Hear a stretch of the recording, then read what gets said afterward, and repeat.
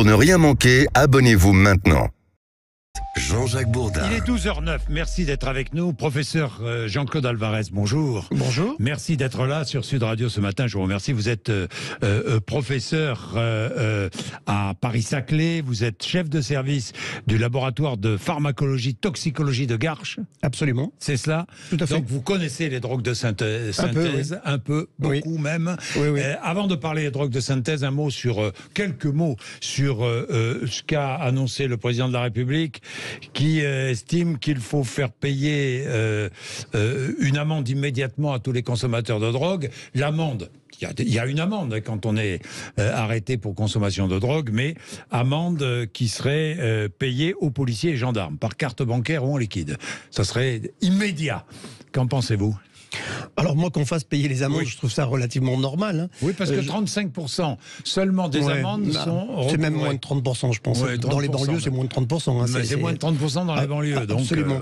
Donc qu'on fasse payer ces amendes, d'autant plus que, soi-disant, on est un pays très répressif sur le cannabis.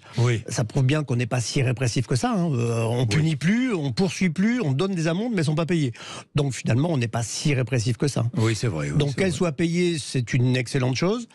Par contre, que l'on mette ça sur le dos des policiers, là, c'est pas mon domaine. Gendarmes. Mais bon, policiers, gendarmes, mais je suis pas persuadé que ce soit leur rôle. Bon, nous verrons, le décret va sortir fin août, nous verrons ce qu'il contient. Bien, mais moi, ce qui m'intéresse, au-delà du cannabis, ce sont les drogues de synthèse. Vous connaissez ça mieux que nous tous. Oui, d'autant plus que nous sommes laboratoire de référence, en fait, sur les drogues de synthèse en France. Il y a 2 laboratoires spécialisés, le CHU de Lille et nous-mêmes à Garches. Donc, on connaît particulièrement bien ça. Bien. Et moi, j'ai vu les images aux États-Unis, des ravages causés par ces drogues de synthèse. Absolument. Il suffit de regarder les rues de San Francisco ou de New York ou d'autres grandes villes américaines, et même dans les petites villes, parce que les drogues de synthèse, on les rencontre partout. Combien de drogues de synthèse? 900 drogues de synthèse? Peut-être plus encore? Des drogues de synthèse, il y en a vraiment des centaines. En fait, on les répertorie pas toutes, c'est très clair. Tous les jours, il y a des nouvelles drogues de synthèse qui apparaissent. C'est la course un petit peu entre eux et nous pour les reconnaître, parce que nous, on a des bibliothèques pour pouvoir les reconnaître. Mais en fait, c'est une course permanente. Il y a des nouvelles qui arrivent. En général, on peine pour les identifier, mais c'est une course entre eux et nous. C'est comme le dopage, ça. Vous voyez, il y a des nouvelles molécules qui arrivent. Nous, on doit arriver à les reconnaître pour arriver à identifier que c'est des drogues de synthèse. Qu'est-ce qu'une drogue de synthèse? En fait, c'est une drogue. Vous prenez une drogue qui est interdite, et puis sur cette drogue, vous allez modifier légèrement sa structure chimique. Vous allez rajouter un petit oxygène, un petit hydrogène, vous voyez. Donc vous modifiez la structure, elle n'est plus interdite, puisque c'est une autre molécule, donc elle n'est plus interdite. Et elle a exactement les mêmes effets, parfois plus, parfois moins. Prenez un exemple, tiens, pour qu'on comprenne. L'exemple le plus classique, c'est les catinones. La 3-MMC, comme on entend parler, 3-méthylméthcatinone. En fait, au départ, c'est une drogue naturelle. La catinone, ça existe dans un arbuste qui s'appelle le cat en Afrique. Et en fait, on est parti d'une substance naturelle. Et puis les chimistes se sont dit, mais puisque la nature a réussi à créer une molécule qui a les mêmes aspects que l'amphétamine, c'est très similaire au niveau effet que l'amphétamine, nous on va faire exactement pareil, on va modifier légèrement la structure et on va créer des nouvelles catinones. Et aujourd'hui on est inondé de nouvelles catinones juste en modifiant. Les chimistes sont d'excellents chimistes. Mais où sont-ils ces chimistes? Alors ils sont dans des laboratoires clandestins, on les identifie très bien, les pays de l'Est, l'Asie, la Chine, Taïwan, tous ces pays, on sait très bien qu'il y a énormément de laboratoires. Il y en a en France? Il semblerait qu'il y en ait quelques-uns en France. Pas trop, je touche du bois, j'espère que ça continuera. On en a dans les Pays-Bas, il commence à y en avoir en Espagne, mais oui, ça commence à arriver. Finalement, c'est beaucoup plus facile et beaucoup plus pratique que d'acheminer de la cocaïne ou de l'héroïne ou même du cannabis. C'est bien ça le risque, c'est très facile à synthétiser. Et donc, du coup, beaucoup se sont mis à synthétiser ces nouvelles drogues qui ont les mêmes effets que les anciennes. Mais c'est plus simple. L'héroïne, il faut la ramener du triangle, c'est compliqué, c'est très facile. La cocaïne aussi. La cocaïne, ça ne pousse que en Amérique du Sud, la feuille de coca ne vient que de là-bas, donc c'est compliqué. Là, c'est des petits laboratoires clandestins, vous synthétisez vos drogues, vous les commercialisez sur Internet, c'est très facile, et c'est pour ça qu'on en a vraiment de plus en plus. Et est-ce pour ça aussi qu'elles sont moins chères ? Oui. Bien sûr, absolument. Elles sont moins chères. Bien sûr, mais c'est très facile d'accès sur Internet. Vous allez sur les sites, vous cliquez, vous faites un virement. Souvent, il n'y a pas de carte bleue, c'est un virement. Vous faites un virement, ça arrive chez vous. C'est très facile et forcément, c'est moins cher. Est-ce qu'il y a de plus en plus de consommateurs? Il y a de plus en plus de consommateurs, ça c'est clair. Parce qu'il y a de plus en plus d'offres. Bien sûr. Et puis, nous, ce que l'on voit, parce que nous, on fait toutes les autopsies de l'ouest de l'Île-de-France, on voit qu'il y a quand même de plus en plus de décès avec ces drogues. Attention, ces drogues ne sont pas... C'est pas un joint qu'on fume au coin du feu, quoi. Absolument. Ça n'a rien à voir. C'est des drogues de synthèse qui sont dangereuses. Et alors, je ne vous parle pas des fentanyloïdes, le fentanyl en l'occurrence. Alors, c'est quoi le fentanyl? Alors, le fentanyl, c'est un produit à la base, c'est un médicament. C'est un médicament qui est utilisé pour les fortes douleurs, les cancers, ainsi de suite. Aux États-Unis, ces molécules sont énormément dérivées. On évalue à plus de 100 000 morts. 100 000 morts en 2020. 100 000 morts à cause du fentanyl? Absolument, il y a le nombre d'overdoses. Alors c'est vrai qu'en France, on n'en est pas encore là. Je me souviens, il y a quelques années, on était parti en congrès aux États-Unis avec un collègue et on nous avait rapporté 50 ou 60 000 morts par fentanyl. On était revenu, on avait fait un petit sondage avec tous nos collègues experts. On avait identifié à peu près 3 ou 4 morts au fentanyl en France, vous voyez. Mais attention, c'est en train d'arriver. Et ce fentanyl, on peut le trouver en pharmacie? Oui, absolument. Oui, tout à fait. Alors absolument. En France, on a un système quand même qui est un peu protecteur. Oui, qui est un peu protecteur. Avoir des stupéfiants, c'est compliqué à la pharmacie. Alors que dans les pays anglo-saxons, on sait très bien que c'est beaucoup plus libre d'accès. Donc c'est aussi ça la différence. On peut se procurer du fentanyl sur Internet, par exemple? Ah bien sûr, sur Internet, on peut malheureusement tout se procurer aujourd'hui. Oui, tout se procurer. Oui, on reçoit chez soi. Absolument, on reçoit chez soi. Mais c'est ça qui est difficile, c'est ça qui est dangereux. C'est que on banalise en fait ces drogues. On reçoit ça dans une enveloppe à la maison. Moi, j'ai participé avec un journaliste la semaine dernière, il y a 15 jours. Ils ont reçu, ils m'ont amené, on a analysé. Mais en fait, voilà, c'est très simple. Ils ont été stupéfaits de voir la facilité avec laquelle on peut commander ces drogues. Ouais. La facilité avec laquelle on peut commander et la facilité avec laquelle on peut consommer ces drogues. Parce que on les consomme comment, ces drogues? On les consomme par intraveineuse ou par... Non, justement, la plupart du temps, c'est des... On les ingère, on les respire. C'est des comprimés la plupart du temps. Tout ce qui est catinone, c'est des comprimés ou c'est de la poudre. Donc on va tout simplement avaler un comprimé. Oui. Donc vous prenez comme si vous preniez un petit médicament, parce que vous avez mal à la tête, vous allez prendre un comprimé. Donc c'est très facile. Il y a plus cette notion d'injection dans une veine qui rappelle un peu le côté drogue. Là, on n'est plus sur de la drogue. On prend un comprimé, on l'avale. C'est les cannabinoïdes de synthèse. Vous avez des petits sprays, vous mettez ça sur de l'herbe normale. Vous fumez du tabac. Le cannabinoïde de synthèse? C'est des molécules qui miment exactement les mêmes effets que le cannabis. Oui. Mais ce n'est pas du cannabis, ce n'est pas du tétrahydrocannabinol. Donc quand vous allez faire des tests sur la route et ainsi de suite, vous serez négatif. Mais vous avez exactement les mêmes effets.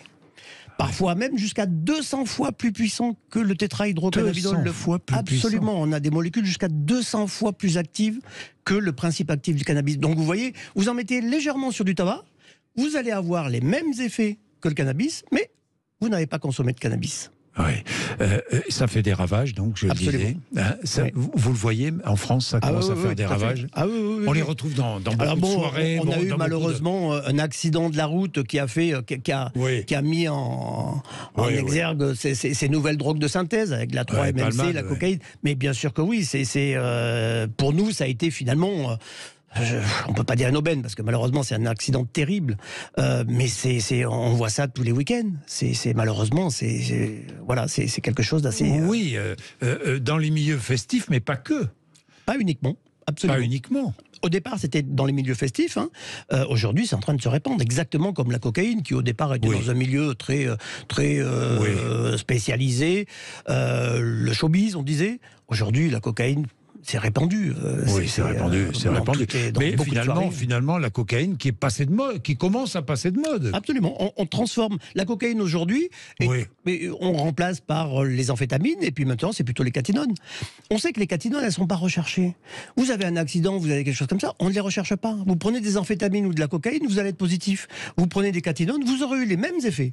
et vous êtes négatif. Donc en fait, de plus en plus, on recherche, les consommateurs vont prendre des dans votre laboratoire,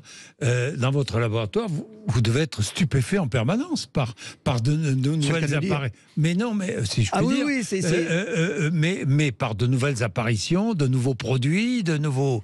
On est sans arrêt en fait en train d'identifier des nouvelles molécules. On fait beaucoup d'analyses. Comment ça se passe? Racontez-nous. En fait, nous on fait beaucoup d'analyses capillaires dans le laboratoire que je dirige. Analyse capillaire, vous? Oui, c'est-à-dire qu'en fait, chaque centimètre de cheveux représente un mois de consommation. Donc quand vous avez... Oui, attendez, c'est très intéressant ça. Chaque centimètre de cheveux représente un mois de consommation. Absolument, tout à fait.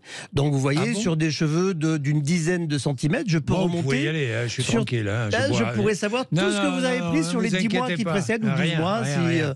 Mais j'ai bu un verre de vin rouge en revanche. Alors ça, on peut le retrouver également. C'est vrai. Mais c'est autre chose. Oui, c'est de l'éthylglucuronide, c'est autre chose. Mais oui, on peut identifier en fait les gros consommateurs des plus faibles consommateurs. Avec un cheveu. Une mèche de cheveux. Une mèche de cheveux. Oui, tout à fait. On peut tout savoir avec une mèche de cheveux. Ah oui, c'est un excellent mouchard, les cheveux, oui, tout à fait. Ça, c'est extraordinaire. Donc sur les drogues, on va faire l'antériorité et donc on identifie parfois des molécules qu'on n'a jamais vues. Et on se dit, tiens, celui-là, c'est vraiment un expérimentateur. Il a essayé plein de molécules. Mais parfois, ils ne le savent même pas eux-mêmes. Ils ont commandé une molécule et en fait, c'est pas ce qu'il y avait écrit sur l'emballage qu'ils ont consommé. Eh oui, on sait jamais ce que l'on consomme réellement avec ces nouvelles drogues de synthèse. En plus, reçues par Internet, évidemment, on ne sait pas ce qu'on consomme. Absolument. Donc, on met sa vie en danger systématiquement à partir du moment où on commence. Absolument, c'est très clair. Et évidemment, les effets sont terribles. Ah ben les effets, vous avez avec les catinones les mêmes effets que les amphétamines, augmentation d'une tachycardie, augmentation du rythme cardiaque, surtout une élévation de la température corporelle. On peut dépasser les 40 de température. Ah bon, on a non seulement le rythme cardiaque qui accélère, mais en plus, quel est l'intérêt? Mais je vois, mais quel est? Alors pour les consommateurs, les catinones par exemple, ça améliore l'endurance.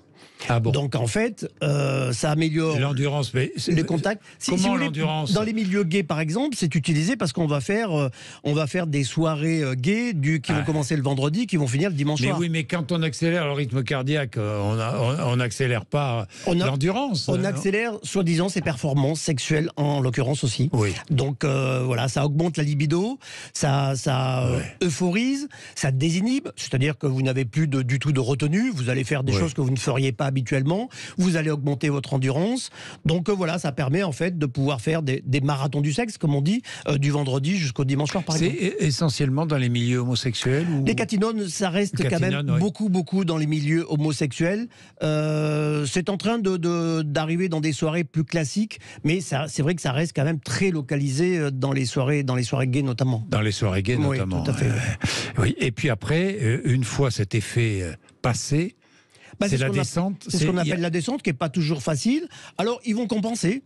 Ils vont prendre d'autres produits, ils vont prendre des benzodiazépines, ils vont prendre... Ah oui, c'est bien ça le problème, c'est que quand vous commencez à prendre ces produits-là, vous avez des effets néfastes, qui ne sont pas très agréables, donc on va compenser. Très désagréables même. Absolument. On va prendre d'autres drogues, on va prendre des benzodiazépines, des anxiolytiques, donc, pour essayer de compenser cette descente un peu douloureuse, des hypnotiques. On va donc devenir polyconsommateur, parce qu'en fait, on lutte contre les effets secondaires de ces molécules. Et donc on prend d'autres drogues. Absolument. Et c'est l'enchaînement. Mais dites-moi, c'est effrayant, hein? Ça vous qui travaillez sur ce sujet-là avec toutes vos équipes. Alors c'est un sujet passionnant pour nous, c'est clair. Oui. En même temps, pour moi c'est vraiment un problème de santé publique aujourd'hui. On en arrive à il va falloir que. Alors je n'ai pas les solutions, mais quand j'entends par exemple parler de légalisation du cannabis, ça me fait peur. Ça me fait peur parce qu'on va banaliser une fois de plus une drogue qui est toxique. Le cannabis, ça entraîne aussi des dégâts. Sur le cerveau, c'est terrible. Les troubles de la mémoire, de l'apprentissage, ça déclenche des schizophrénies. On sait tout ça. Ça déclenche des dépressions à l'âge adulte. Et on veut banaliser cette drogue. Or, c'est une drogue aussi. C'est une drogue. Comme l'alcool, comme le tabac. Oui, bien sûr. Mais on fait tout pour essayer de diminuer leur consommation. Alors que là, on va légaliser, on sait très bien, le Canada l'a montré, on légalise, on augmente la consommation. On est déjà les premiers en Europe. Oui, mais on contrôle le produit, non ? Vous allez le contrôler, regardez en Uruguay, ils ont tellement contrôlé le produit, ils faisaient du 5%, pas plus de THC. En fait, personne n'allait l'acheter. Donc là, ils sont en train de commercialiser un 15%. Parce qu'en fait, sinon, tout le monde reste dans le marché parallèle. Parce que le marché parallèle, il reste. Toujours. Parce que il est nettement moins cher. Je vous rappelle qu'il y a quelque chose qui s'appelle la TVA. Là, il n'y en a pas. Donc, le marché parallèle, il restera toujours moins cher, croyez-moi. Oui. Donc, les jeunes iront sur le marché parallèle, et puis beaucoup iront sur le marché parallèle parce que ce sera moins cher, tout simplement. Oui, mais par contre, celui, je dirais, la personne bien placée, qui veut fumer son petit pétard le samedi soir, lui, il ira à la boutique. Voilà, il n'aura plus besoin d'aller chez le dealer. Voilà. Il ira à la boutique et, c'est pour ça qu'on il a un sera certain rassuré. Il sera quelque part psychologiquement rassuré parce qu'il a acheté légalement. Voilà, et il n'aura plus le risque d'avoir une amende que lui doit payer, vous voyez ? Oui, voilà. Et que lui paiera. Voilà, exactement. Là, autres... il n'aura plus d'amende. Oui. Donc voilà. Mais ça ne tue pas le trafic pour vous ? Non. Non. Partout, ça a été montré, ça ne tue pas le trafic. Au Canada, il y a toujours le trafic. En Uruguay, le trafic, il est pire. Il est pire parce que justement, tous les dealers se sont mis à vendre des NPS, des nouvelles drogues de synthèse. Et c'est pire. Donc, oui, mais de toute façon, mais alors que faire ? Mais que faire ? Faire ? Informer ? Pour le cannabis, il faut faire la prévention. C'est l'information, Mais oui, l'information, la prévention. Moi, j'ai 4 enfants. Oui. Je leur ai posé la question. Aucun d'eux, on leur a parlé de la dangerosité du cannabis. Aucun. On ne leur a jamais parlé de cannabis à l'école. Alors, on me dit c'est interdit, on ne peut pas en parler. Bah si, il faut en parler, il faut dire que c'est dangereux. C'est interdit parce que c'est dangereux, tout simplement. Et donc, il faut faire de la prévention. Regardez, depuis 2020, là, visiblement, les jeunes fument moins de cannabis. Oui, c'est vrai. Donc, moins de tabac, moins de cannabis. Oui, on n'arrête pas d'en parler, justement. C'est dangereux, attention. Ben justement, il faut continuer dans ce sens. Et il ne faut pas vouloir... Les drogues de synthèse, ce n'est pas les jeunes. Hein. C'est à partir de 18, 20 et même après. Hein, tout à 25, fait. 30 ans. 25, 30 ans. Enfin, c'est les trentenaires. Absolument, tout à fait. Avant tout. Oui, tout à fait. Qui ont peut-être connu de drogues ou pas, d'ailleurs, auparavant. Oui. Mais c'est vrai que ces drogues de synthèse, c'est un véritable fléau. Alors, il y a les catinones, il y a les cannabinoïdes de synthèse. On n'a pas encore les fentanyloïdes. Il faut juste espérer qu'ils n'arrivent pas sur notre marché. Parce que cela, par contre, c'est terrible. Aux États-Unis, c'est une véritable hécatombe. Ces images, dites-moi, c'est effrayant. Ah oui, c'est une véritable hécatombe. Ouais. Tout à fait. Merci à vous, Jean-Claude Alvarez. Je vous en prie. Professeur, c'était passionnant. Merci. Absolument passionnant. Merci d'être venu nous voir sur l'antenne de Sud Radio. C'est l'heure d'André Verkoff.